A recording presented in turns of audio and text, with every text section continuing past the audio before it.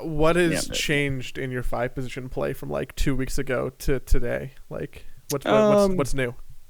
I mean, to be honest, like I was always I started off playing 5 position, so not a ton has changed, but there are just some like little things.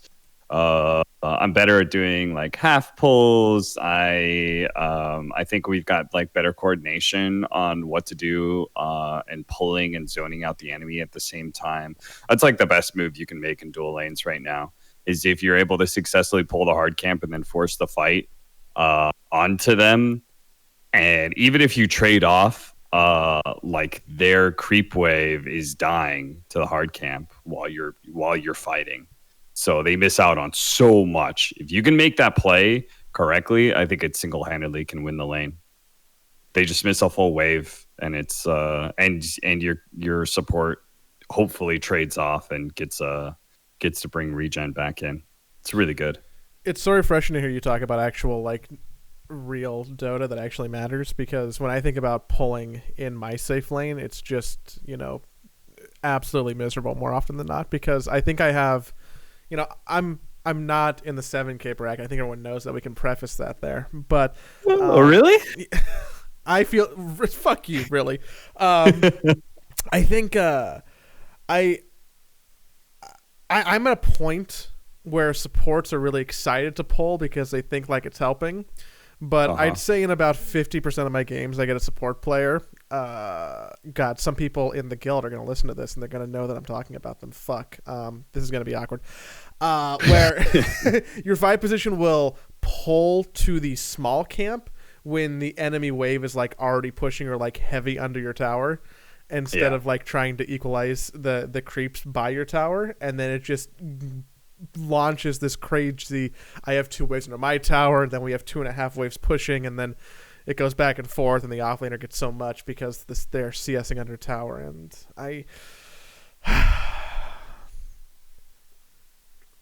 maybe I'll just buy a 7K account. You could. And then I won't have to deal with that anymore. And then I can be the problem. I think I'm okay if I'm the problem. Yeah, most people are. Dude. I'm gonna be real. I haven't played much Dota in the last week because I took you up on some advice that you gave me a wee little bit ago, and I've been playing Hades because it came out 1.0 on the Switch, and I was like, you know what? I'm not gonna be super into this, right? And then I was wrong. I was immediately sucked into the fucking depths of hell, and I don't think I've come up for air in like 3.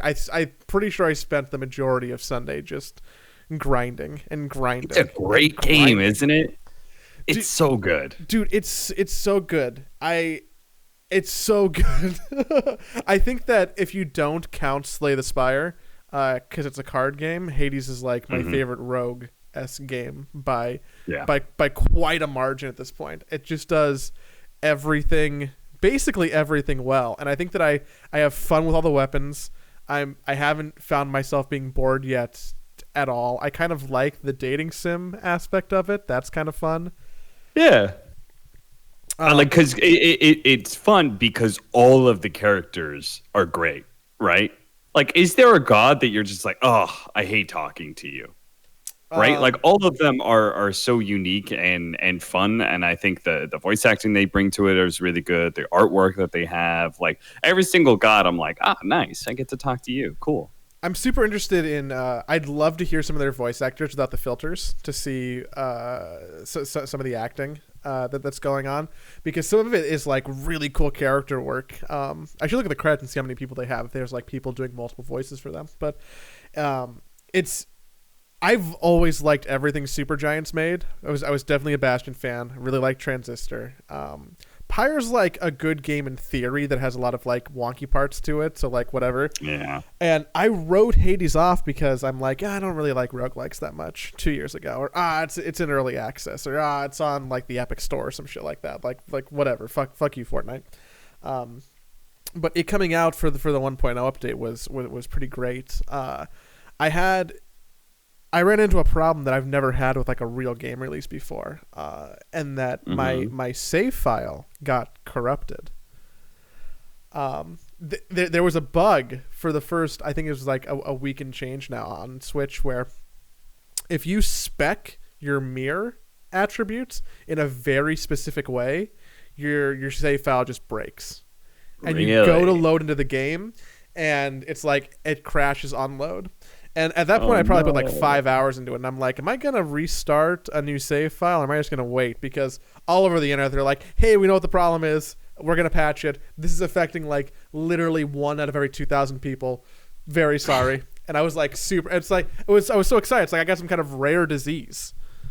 Or like I got struck by lightning. I was the one person on Reddit who's like, actually, my save file's broken.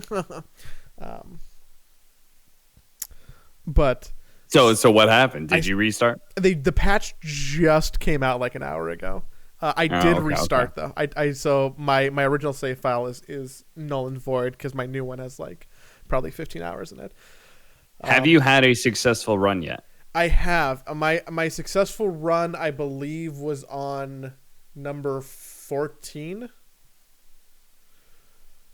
Okay. Not bad. I got to Theseus and the Minotaur at 6 and 7, and I'm like, is this like the final boss? And both times I'm like, oh, I was so close. And then I made it past. I made it past Hades. I was struggling on the name. It's literally the title of the fucking game. I made it past Hades on runabout before run 20. And right now I'm on like a 3 streak. I'm trying to tech all my weapons up and try and do 10 successful runs. That's my current goal right now. Nice. I actually did 3 successful runs yesterday before bought TA. It's do you like I really like the story progression. I think this is the first roguelike that I've ever felt like they did the story correctly. It feels interesting because they definitely make the story part of the roguelikeness. I feel like most of the times when you get to the end of your roguelike adventure, it's just like, hey, you did it. Like, you want to do it again? But here with you making it to the surface and going to talk to Mama, you're like, I like how they kind of work the mechanics of the roguelike into the lore of you still dying on the surface and needing to like go back and forth. And then also it's just really, it feels like a game that has just like iterated on its own design enough in so many different ways, like between the way the different currencies work or the way the unlocks work or the dating mechanics. I don't know what to, like the character progression that isn't relationship mechanics. It's not really dating, but yeah. I want to fuck everyone like a real god. Dude, I mean, all of the characters are hot. They're all hot. Men and women. They're all hot. Dusa? There are no ugly. Dusa? I'll take adorable. Those snakes. Man, so have you finished 10 runs and you're still playing? Because I heard that 10 is like the number to when credits roll. Oh, no, not since release. I've definitely done more than 10, but that was before release. So I think I looked at it the other day. I think I had like 11 or 12 successful runs out of like 28 or something attempted. Okay. Something like that. So I'm somewhere between 1/3 and 1/2. Have you unlocked any companions? So my problem with Hades right now, which is like such a small and a weird gripe, is that when I get into a game like this, I generally am someone who will go on the wiki and try and be like, okay, like I don't want to aimlessly tech up everything to find out what I like. Like I want to read all the item descriptions. I want to figure out like, okay, my goal is to unlock X, or I want to play with Y. But it feels like the internet community hasn't built out the full repertoire of knowledge inside the game yet, because it is pretty slow and kind of grindy to unlock parts of it. So there isn't like clear like step 1, step 2, step 3. And I've been trying to, for probably like the last day and a half, unlock one of the one of the companions to use in battle, and I just am like not getting the right dialogue options or not doing something right, and I'm like, well, I gotta keep Maybe if I go meet Sisyphus one more time, he'll give me that dialogue option I want. I have not fully unlocked any of the companions yet. No. I'm not sure if that was available before release. But like I kept things pretty even. I didn't really try and like dive into just one person because like I'm a big roguelike fan. So like I like the repetitive nature, the grind of like, okay, I'm gonna be playing with this weapon this time around, you know, like just getting better at the game and slowly unlocking like all the parts of the world. For me, I really like that. So I have absolutely no problems with that whatsoever. Then again, I also don't play it like it's not like my main game, so it doesn't feel very grindy for me because I only play like two or three. I only do like 2 or 3 runs in a day. You know. Yeah, it'll take like an hour, and then you'll like run a couple times, and that's fun. Where I'm not on that schedule. I'm on like the let me play for 6 hours. Well, it was great for catching up on all the podcasts I was backlogged on. I listened to so much news over the weekend. What are some of your favorite weapons or weapon upgrades? So I think most people agree that the spear is one of the most fun weapons, right? Mm-hmm. But I actually I played with the gauntlets just yesterday, and I got an upgrade off of the gauntlets, or an aspect off the gauntlets actually, I think it was, where your Y, I play with the controller, mm-hmm. but your secondary attack will actually pull people in, and actually made that really fun and dynamic. So that actually might be the most fun I've had with it so far. I literally, before we started recording, just started a run with that aspect. Yeah, it's like magnetic cutter or something. Yeah. So I'm excited. That's super fun because you could pull people into traps, or I think it just adds like a lot of things that sometimes is missing with the melee weapons. The gauntlets are the only weapons that I haven't completed a successful run with yet. Because there's what, 6 weapons, 5 weapons, 6 weapons. There's 6 weapons, and yes, I think so. Yeah, and I got a couple wins on the gun because that was actually the first one that I did a successful run on. Not because I think actually the gun is my least favorite weapon to use, but ranged weapons in general are probably like my least favorite with this. Yeah. I really like the bow because I enjoy the mechanical repetition of getting power shots and like the repetitive press and release at the right time and like the little timing mini game that happens to power shot. I find that too like one dimensional. The range weapons typically, I find them like, unless you end up getting some like cool dataless upgrades or something, you know, I feel like it's just kind of like the same thing over and over and over again. Whereas melee weapons, no matter what, you kind of like your gameplay always changes because, well, you're diving through enemies or you're backing up or whatever it is. But like range, it's like, okay, fire. Fire. Yeah. An attack is somebody's getting a little too close. Back away. Fire. Like, oh no. Yeah, that's, you know what, that's actually pretty fair. You're not wrong about that. I'm pretty hyped on it. I'll probably burn myself out sometime soon. After I get to 10 wins or finish all my podcast backlog or finally unlock that fucking companion. But until I get there, I'm probably gonna keep on grinding. It's gonna keep me away from most other things I need to do in my life. So which one of the gods attracted you the most? Which one were you trying to unlock the most out of? I think I like the way Poseidon's tech tree works the most. I think I like Poseidon and Zeus if I'm going for like a combat, like in combat. Maybe with Ares also being like a close second, or a close third. I think the mechanics. I think like some of the dot mechanics don't feel powerful enough to really build into like late game carries. So, yeah, I'm a sim for the A girls, Athena and Artemis. Artemis I think is the only person who I haven't given any honey to. For shame, Joey. She's so adorable. she's kind of awkward, because she doesn't really have the best social skills, She's just because she's a off-putting. huntress. She's mean. She's like, I want someone who's not going to be so wry with me. You know. You want a sweetie? Yeah, no, I need someone to take care of me. I can't. You want Poseidon to chummy up to you? Good old happy friendly Poseidon. I want to go cuddle in his waterbed and just go swash around and feel the motion of the ocean. And I don't know how many other water sex metaphors I have, but at least there's 2 of them.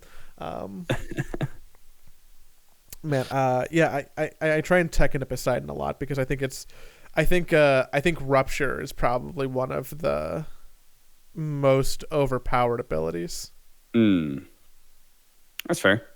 I personally find so I think that Athena's reflect on dash is broken, and then I think Artemis's crit on attack is that can get kind of broken as well.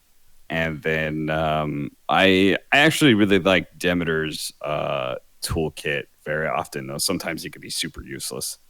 That's Winter. Yeah, that's the winter goddess. The dash, the goddess of seasons, rather, but she seems to be focusing on winter for whatever reason. That's still, I haven't completed the story, but I'm sure that's a part of the story. I'm a big fan of the getting some kind of slow effect, especially with the gauntlets or when you have the dash that slows, because you can just disable people with the slow, which is fun. I haven't least been able to favorite build god. Artemis, I haven't been able to build Artemis correctly. I feel like I right. crit never feels like it does enough damage for all the points I put into it. Yeah, you got to get the crit, and then you got to get the Hunter's Mark, which gives you a higher percentage of crit after you crit. Puts it on other enemies and stuff. That starts feeling really good. But my least favorite is Aphrodite. Just not interested. I don't like the texture that she has. I don't like her as a character very much. Just it's like who would you have sex with in Dota 2? Oh, Queen of Pain, it's like too vanilla in a way. So you're also being perfectly counterculture because you're like, I don't want to like the popular god that you're supposed to like and fuck. Like I just think in a way. I think that weak is not a super interesting mechanic because I don't want to take damage anyways from the enemy. Yeah. So letting them do less damage to me is still counterproductive to me not wanting to take damage, which is why, reflect feels like it's more fun. Yeah, you're supposed to be skilled enough to dodge every hit, I also don't pick up a lot of Athena skills. Hermes also feels like a crazy dice roll because sometimes you're 3 extra dashes, and then other times it's plus 10% attack speed for your special. It's what? This is useless. Yeah. Hermes is the dashes, the rewind ability, and then attacking faster is a decent augment for sometimes, but then other go rounds, it's just he's got a lot of relatively useless stuff. Move faster, that's what dashes are for. I don't need to run faster, thank you. I need to dash more. Give me the other one.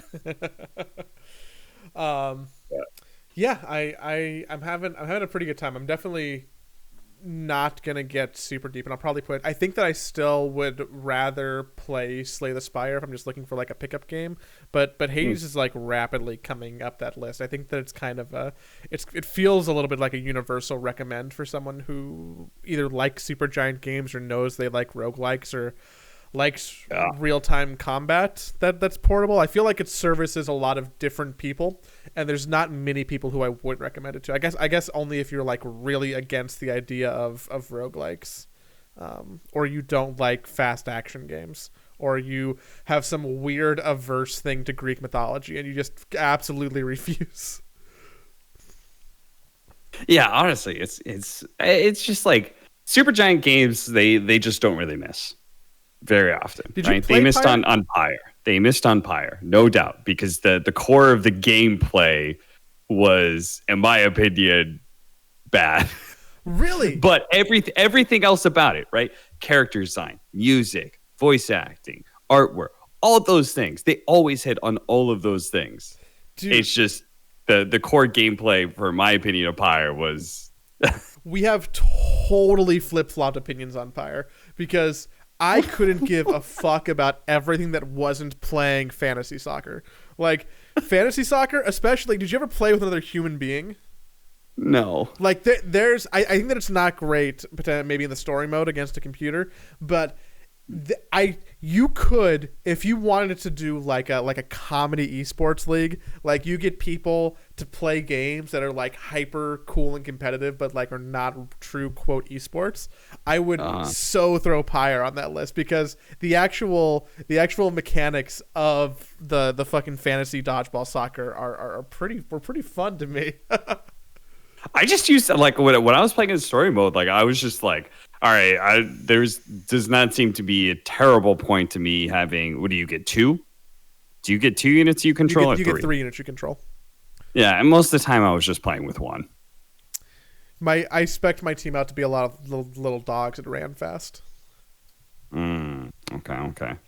I don't remember enough about that game. All I know is I didn't even complete story mode, which is just a shame for a Supergiant game. But eventually, I lost interest. Couldn't play fantasy soccer anymore. Not interested. Man, we just did 20 minutes on a game, and I don't even think I properly explained it properly. So I wonder how many people are like, wow, why am I here still? Hi, how you doing?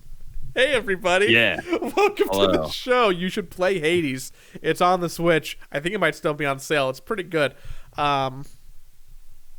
That's highly recommend that, as well as Deep Rock Galactic, which is getting a patch update soon, and I'm super excited for that. I don't know about Deep Rock Galactic. Yeah, dude, I've told you about it. Deep Rock Galactic. Yeah. It's like, were you a fan of Left 4 Dead? Yeah. You're a dwarf in space, and you're mining, and you're getting minerals and killing space bugs. Have you played the big Left 4 Dead patch that came out? I have not. No, I'm not sure if I actually ever will go back and install Left 4 Dead 2 and stuff. There's been some people who've been like bugging me about it, and I both kind of want to play it, but also I'm just like, okay, never touching it again. I'm in this weird spot. It's one of those things I think I'll watch. Like, I'll watch some streamers play it. Like, Moon plays Left 4 Dead. That was actually the entire reason I started watching Moon was because I saw Left 4 Dead 2 had high numbers. I was like, who the fuck is playing Left 4 Dead 2? I gotta watch this shit.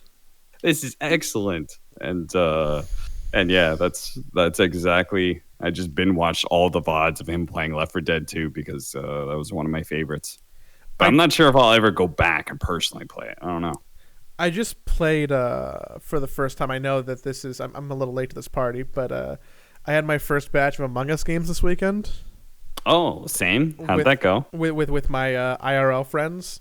Mm-hmm. And it went very similar to our Mafia or our Resistance games in the sense that there's about 8 of us.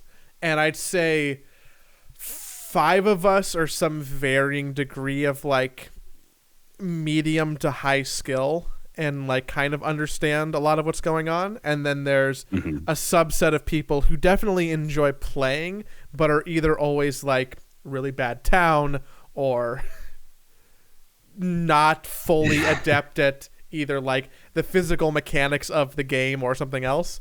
So it's hard. I didn't get frustrated. I shouldn't say it's hard to not get frustrated, but it's definitely interesting to play with a group of people where the skill variance is so high because you can just kind of manipulate that and those people.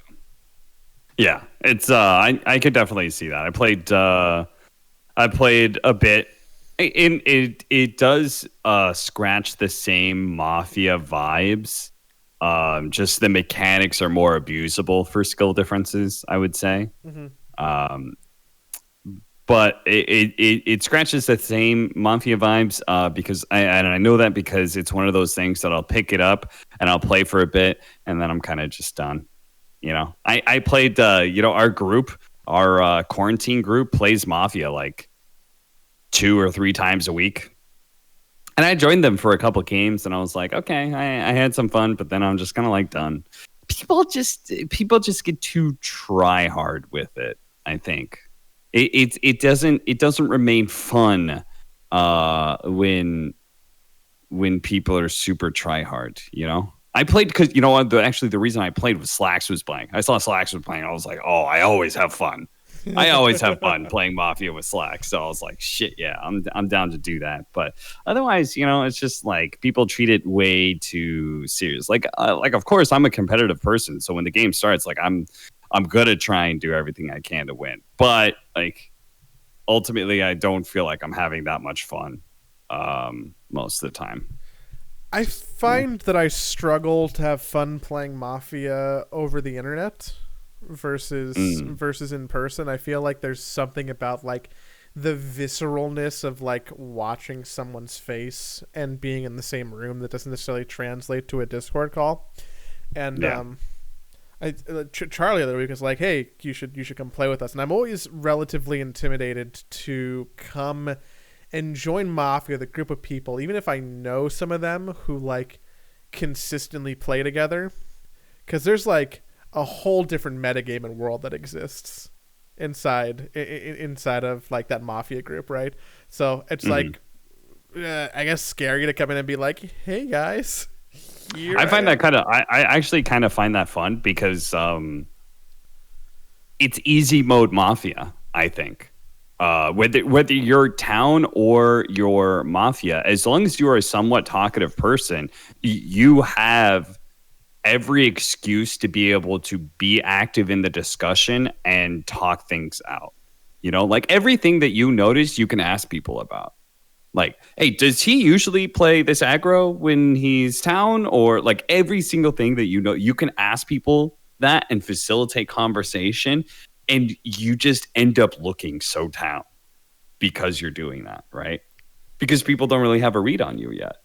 So I actually kind of enjoy when I jump into a new group, you know, because I'm just like, all right, I don't know, I have to sweat. Even if I'm Mafia, like I know it's an easy, I know exactly what I'm going to be doing.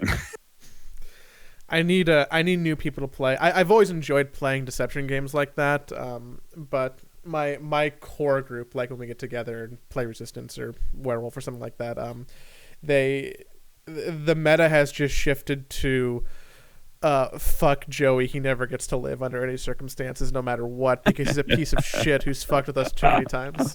Which there's a part of me that takes a lot of pride in that, because I've like clearly caused some lasting trauma in my friends over the course of these games. And it's like, I did that.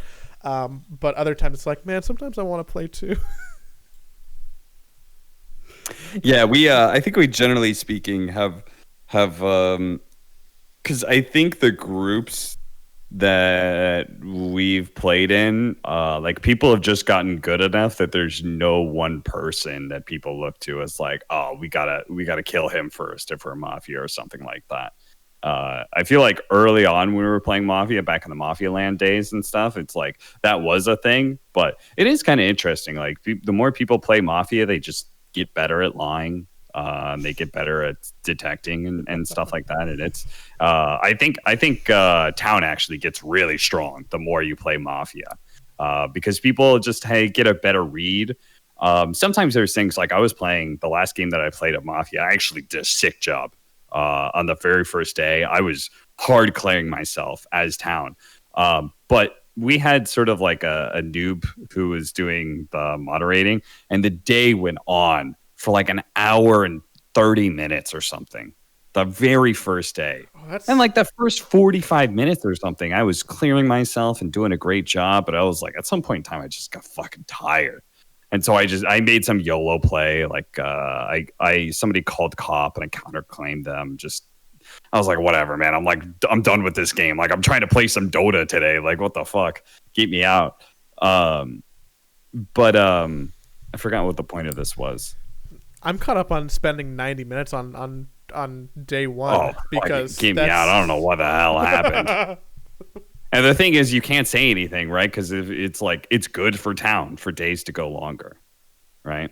But yeah, that is the thing. Is that like people just like the more you play, the people get really, really good at town. But I was playing that game and Ellie was listening, and at some point in time, I said something, and she was just kind of like had the stream open and was just kind of listening. She didn't think I was Mafia, and then I just said something, and she was like, "Oh, he's Mafia, 100%. I just know."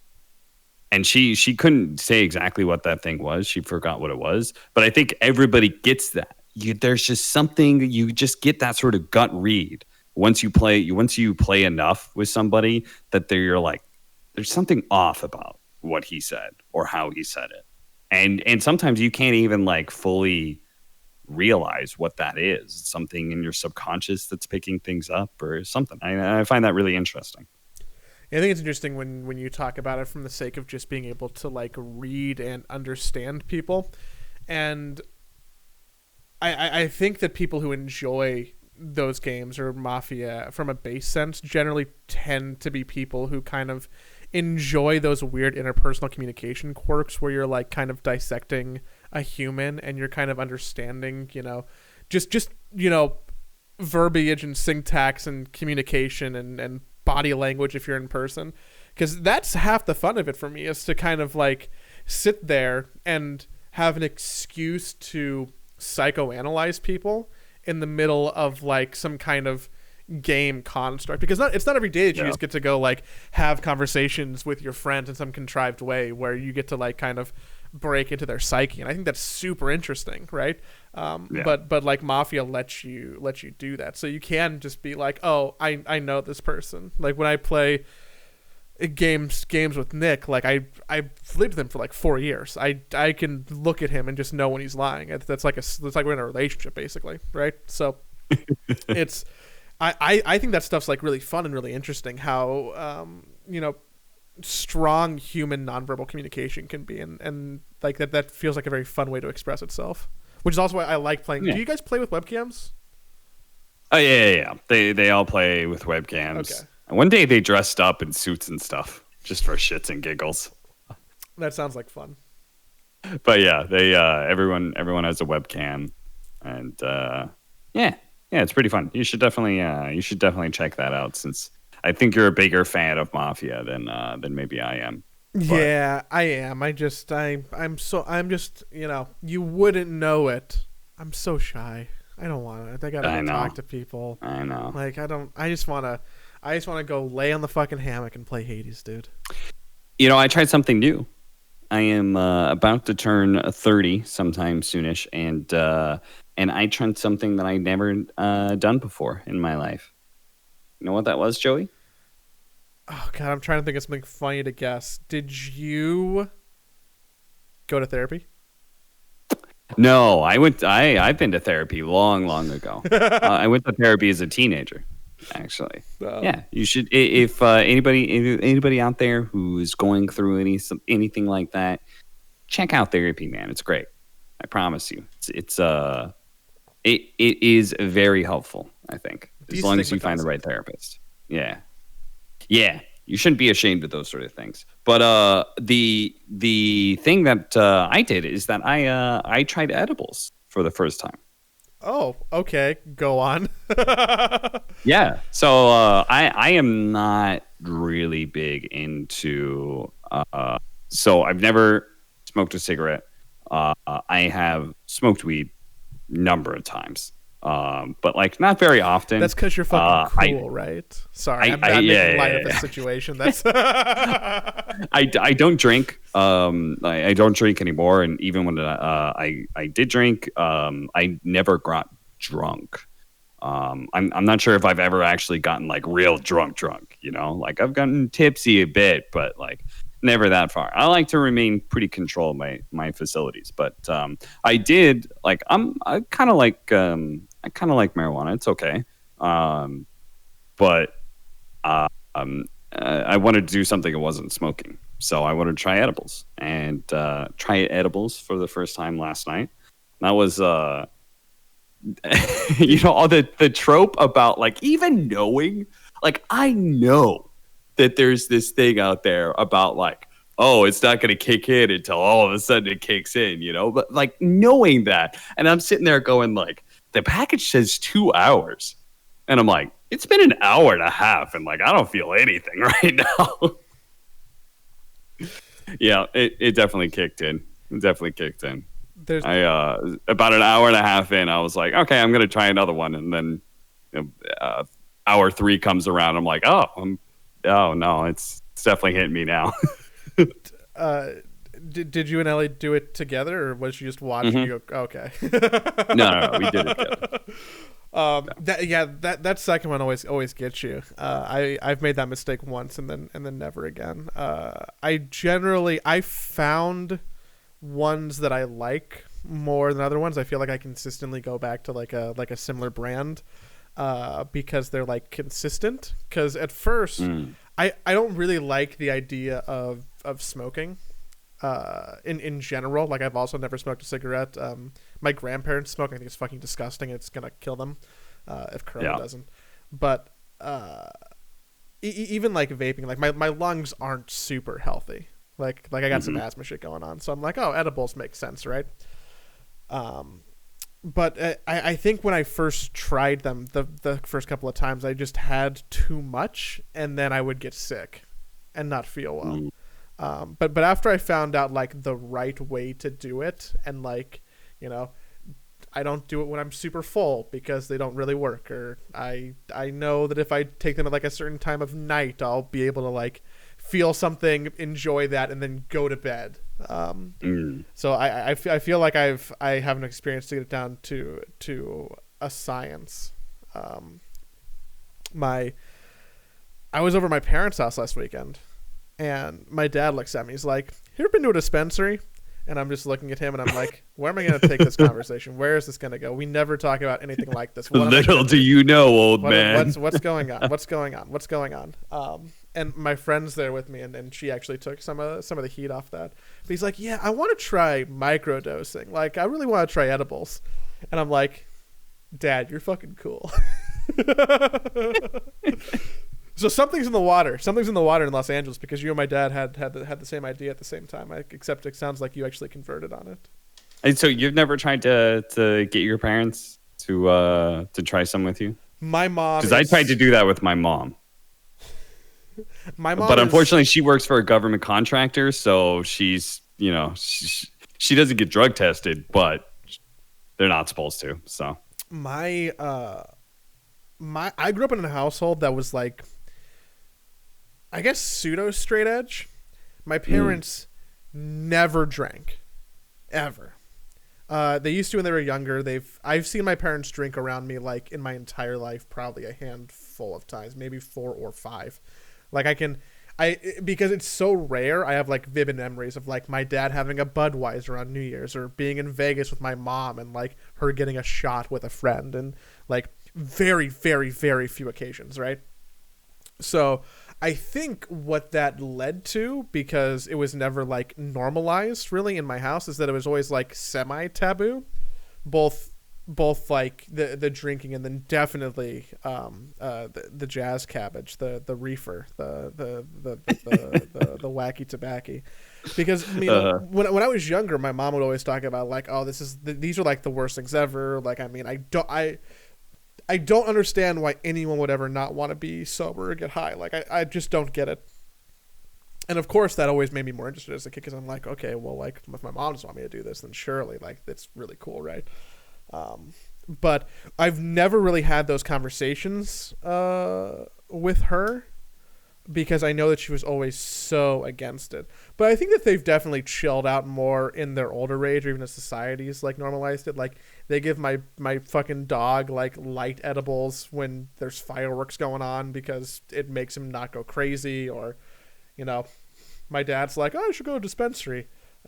So you know, I think they might be chilling out in old age, but they're definitely, you know, my mom's not hanging out in Portland. She's like a weird like semi-conservative suburban white woman.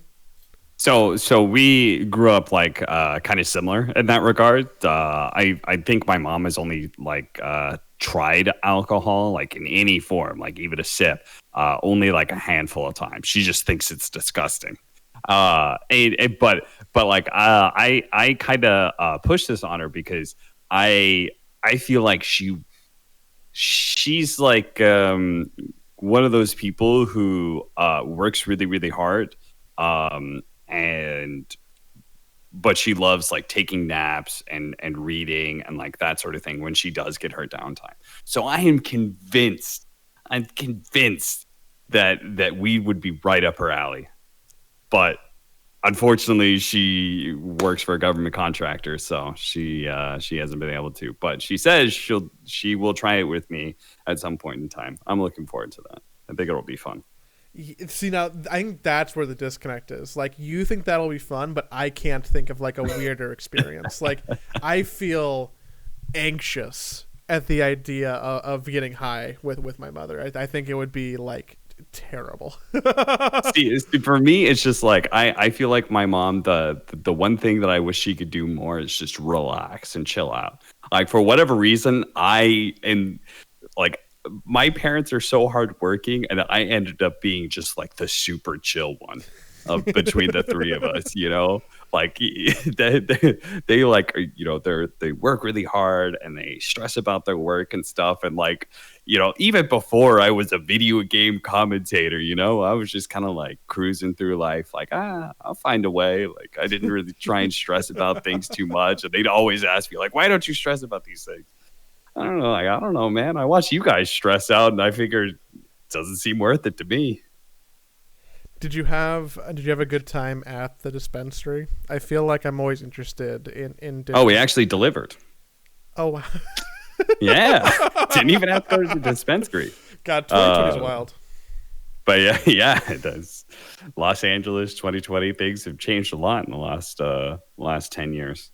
But the last time I was at one, yes, I actually really did enjoy it because it was very clean. It was very scientific. Like, the people there were like very, very helpful in explaining everything. And I thought like the science behind it was pretty cool, and like how informed they were.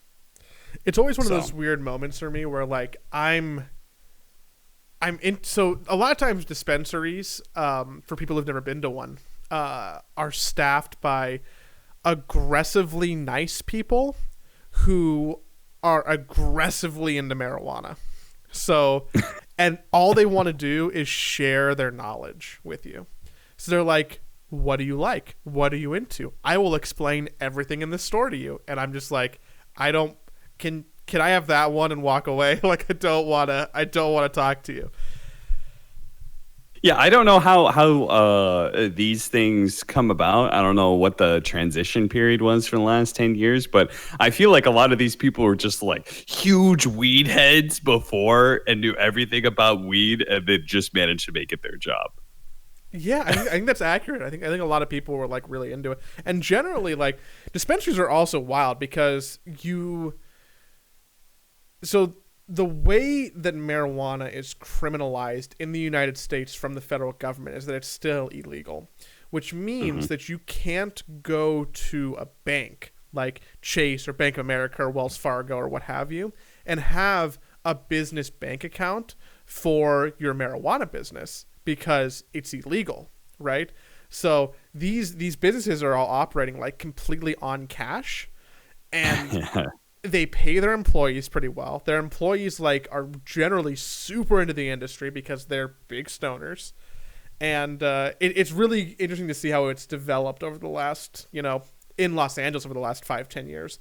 And I'm even more curious what's going to happen in America when I genuinely think eventually it'll be decriminalized, and then it's like more of a widespread thing that can get proper investment or proper retail. I think it's wild. I mean, you're not driving around much. You're getting your weed delivered and everything else, right? But I always really I haven't had to leave my house in a long time. That sounds so nice. I think it's really interesting the amount of pot-based billboards that exist in Los Angeles now for either the brand names of like the vaporizers or the services that'll deliver to you.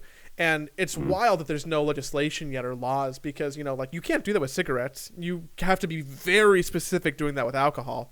But right now, like, I think if you drive through parts of LA, like half of the billboards are in some way, shape, or form for like either it's marijuana, a lawyer, or a movie.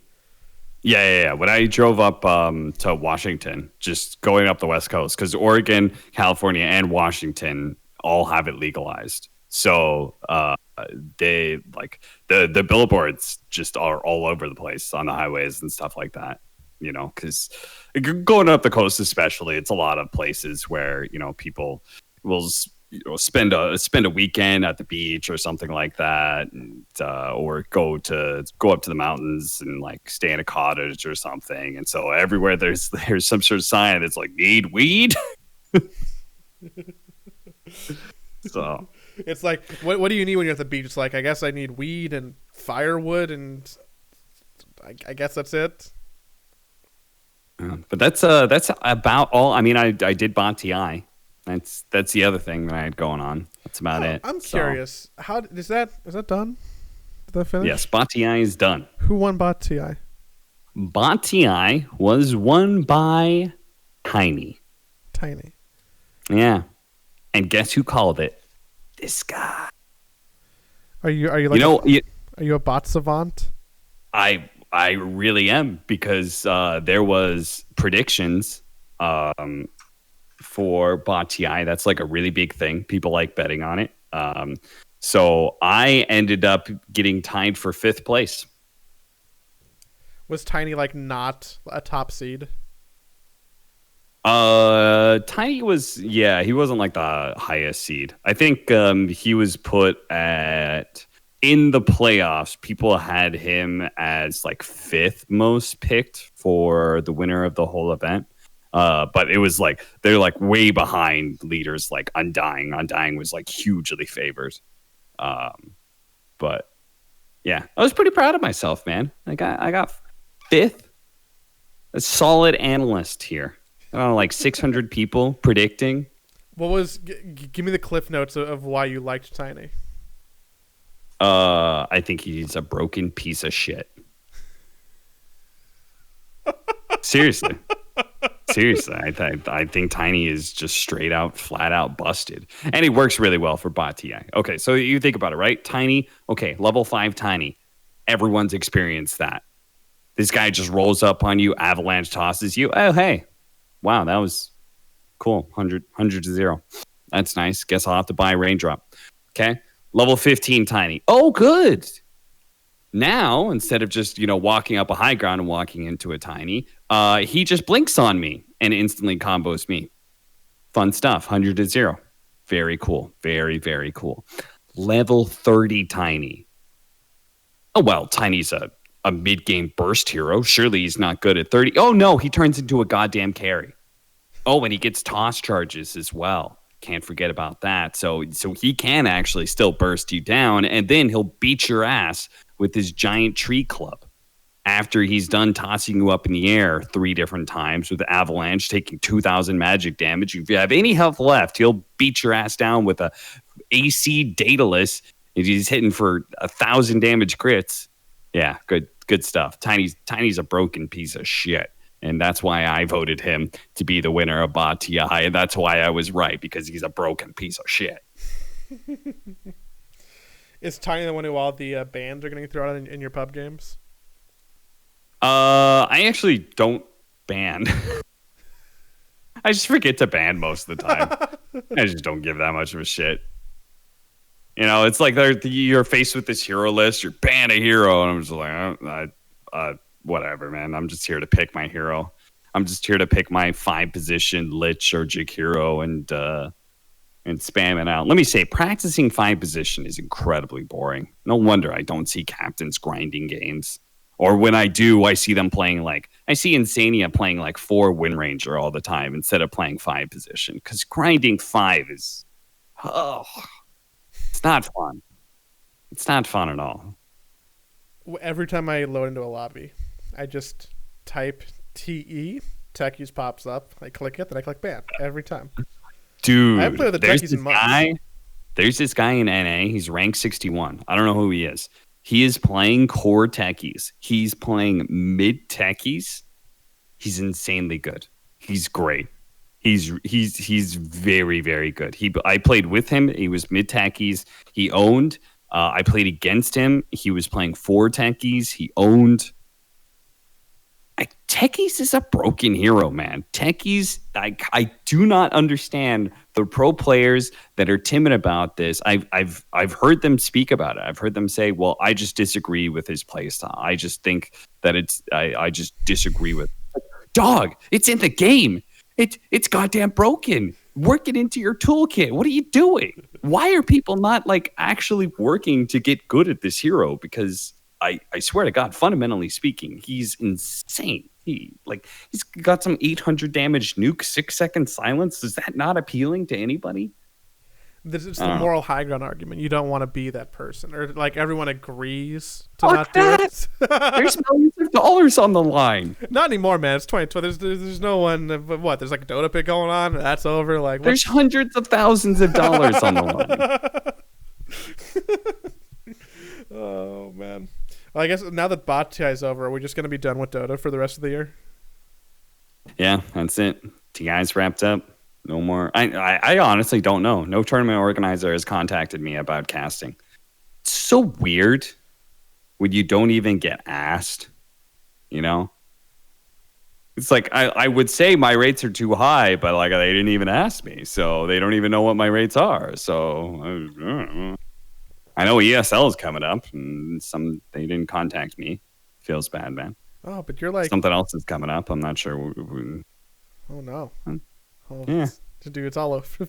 Pack it up. We got to do more podcasts. What's up? I guess so. That's why I got to hit the stream, you know? And streaming's super weird because it's like, it is a very inconsistent, like there's not a clear goal and there's not a clear like route or path to take to like get better or get more numbers or anything like that. You know, I don't look at my numbers typically, but like the one time I did, I was just like, huh, I've only got 150 viewers. It's like normal. I sit around 300 and I'm like, I wonder why. I don't know why. I know. I mean, in some ways I know why. I don't think I'm a very good streamer. So I never should have had 350 average to begin with. But why has it gone down to 150? You know, it's just one of those things.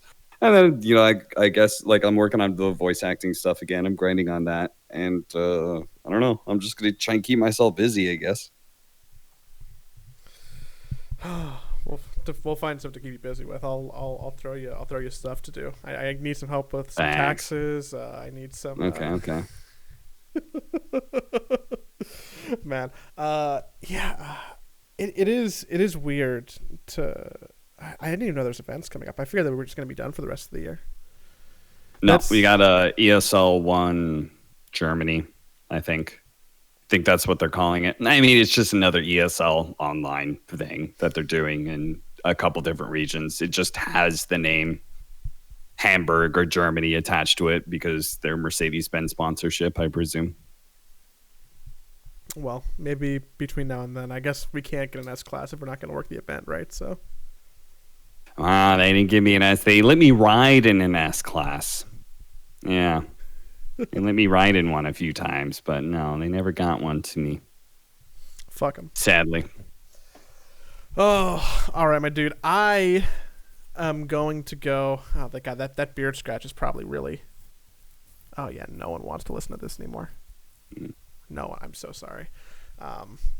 I need to go play more Hades. And by play more Hades, I mean put the podcast on the internet for people tomorrow. And then figure out how to change my webcam next time. So it looks like I have less of a double chin. I need to change.